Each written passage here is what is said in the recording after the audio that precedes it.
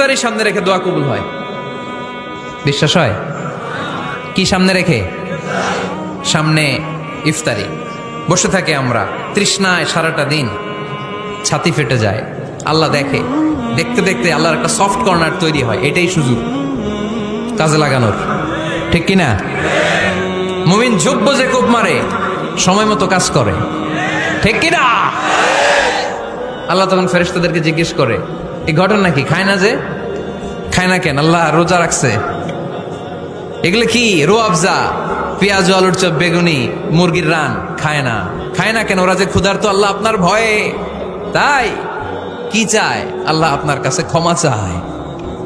ক্ষমা চায়, আল্লাহ রহমতের দরিয়ায় জোশ খেলে যায়। আল্লাহ তখন বলে, আমারে দেখছে নাকি ওরা? ফেরেশতারা বলে, না দেখে নাই। আমার জান্নাত জাহান্নাম দেখেছে? না দেখে নাই। আমারে না দেখে, জান্নাত জাহান্নাম না দেখে আমার এত ভয় করে? যাও, আজকের এই রোজার বিনিময়ে এখন বান্দা যা চাইবে সব কবুল করে নেব।